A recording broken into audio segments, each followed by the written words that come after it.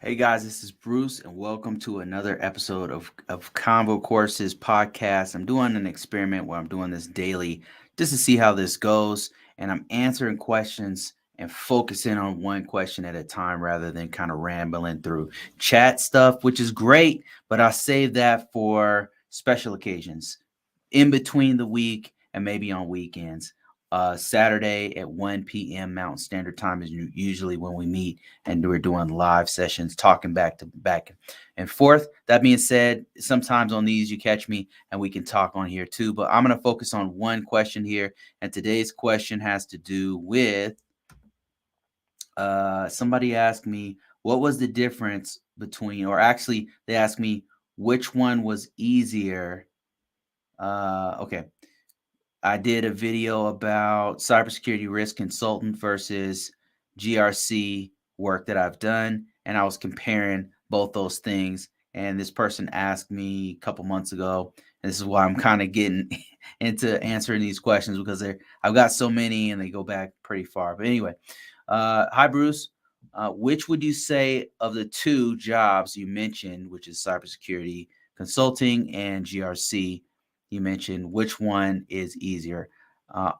Also, do most risk consultant jobs require a lot of travel to meet clients? I'm looking to get more of a remote friendly job. Okay, so first of all, let me explain the differences between the two and then I'll answer both these questions.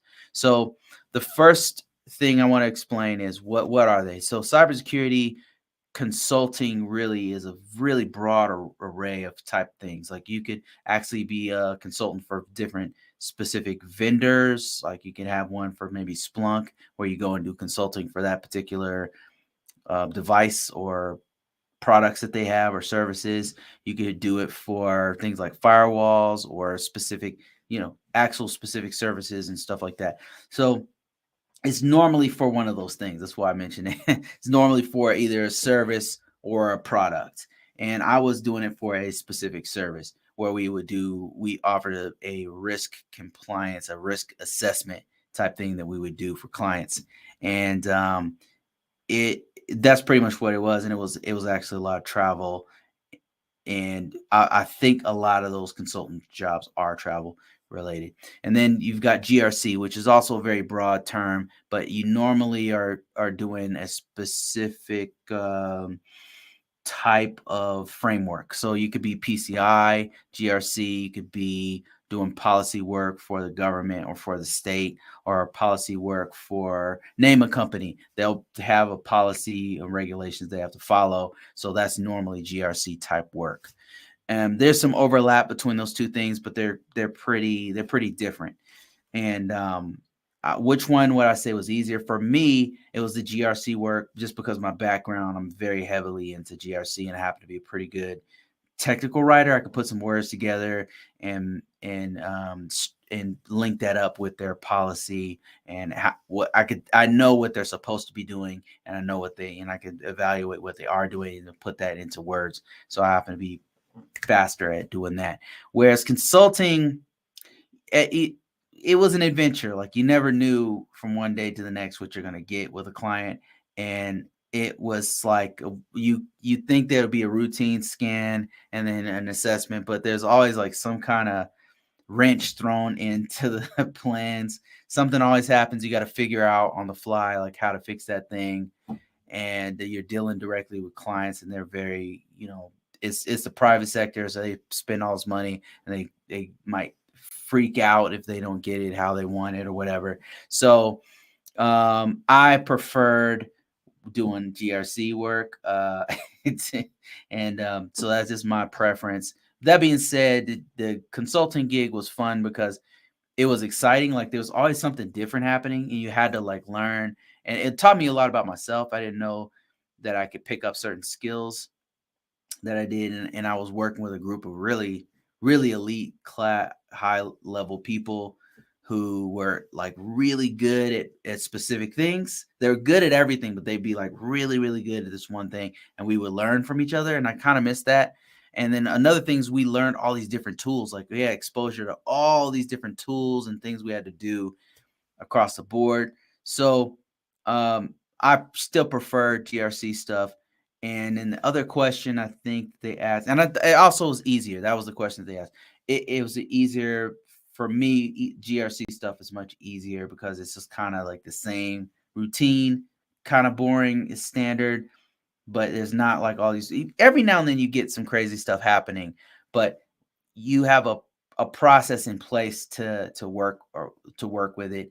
And normally in GRC, that's what you're doing. You're in the business of having a process, and if there isn't one, then you have to develop a process to fix that thing or something.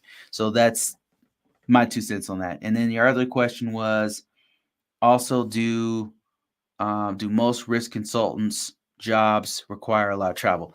Okay, yeah. So a lot of them do require travel, I've noticed. Like if you're in professional services for any kind of product or a service, you're going to be traveling because you got to normally one of the things that they offer that's really good is that you're going to go to the client. They're going to show up there on their site, and then that face to face is something that you can't replace.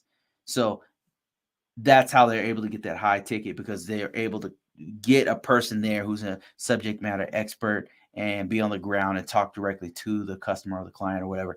So yeah, normally they are. But that being said, not all of them are. And then sometimes what we had was we had a person who didn't travel. We had like 80% of us did travel, but there were a few people who didn't travel because they were doing a specific thing, like maybe they were the cloud expert and they didn't need to travel. So we would go back, we would reach back to them to get their 2 cents on certain things, or they were an upper level manager, or they were an architect of some sort. They were doing some special thing that didn't require them to do travel, but they would do all the work on this special thing.